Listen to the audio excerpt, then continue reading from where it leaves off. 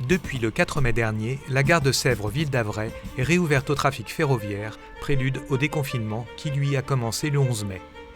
Depuis cette date, le marché Saint-Romain est à nouveau accessible. Gel hydroalcoolique systématiquement proposé, régulation des entrées, tout est organisé pour que les distances de sécurité soient respectées sur l'ensemble de la halle.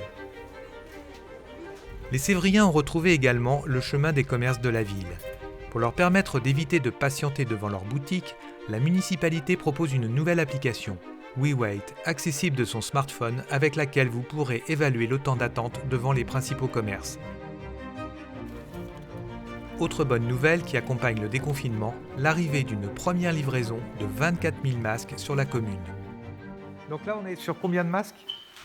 Il y en a 12 000 à faire pour vendredi matin et qui seront distribués samedi matin pour les personnes de Sèvres. Et vous serez prêts samedi ? On sera prêts, oui. Oui, on sera prêts. La mairie de Sèvres a choisi de donner à chaque Sévrien 2 masques. 2 masques en tissu lavable aux normes AFNOR. 2 masques dans un premier temps livrés dans chaque boîte aux lettres de la ville de Sèvres. La distribution a débuté le week-end du 16 mai. Et puis 2 masques à nouveau qui seront distribués dans un second temps. Pour tous les foyers composés de plus de 2 personnes, le complément des masques sera retiré dans un lieu qui vous sera communiqué selon le quartier où vous habitez. La levée progressive du déconfinement se concrétise également avec la réouverture modulée des écoles dont la préparation ajustée au millimètre s'est faite dans le calme et la concertation avec l'Éducation nationale.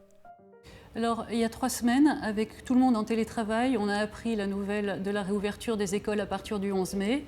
Probablement, on allait avoir des contraintes dictées par un protocole sanitaire, mais qu'on ne connaissait pas encore. Et puis, le protocole sanitaire s'est affiné. Et là, on a pu avancer plus vite en sachant exactement ce qu'on devait retenir des différents scénarios qu'on avait élaborés. 14 personnes depuis 3 jours sont sur le pont à faire du repérage, du marquage, à dérouler des kilomètres de scotch sur les marches d'escalier, sur les sols, à condamner un sanitaire sur 2, à condamner une chaise sur 2 dans le réfectoire, à installer des bonbonnes de gel hydroalcoolique un peu partout. Toutes les familles sont partagées entre une grande hâte que la vie reprenne comme elle était avant, que leurs enfants reprennent une vie normale, une vie sociale normale, retrouvent leurs enseignants, ne fassent plus l'école à la maison, parce que c'est une contrainte et c'est frustrant. Et en même temps, on les sent très prudents et un petit peu attentistes, le temps de voir comment tout se passe. Et j'espère le temps d'être rassurés sur le fait que toutes les conditions sont mises en place pour accueillir les enfants dans les meilleures conditions de sécurité.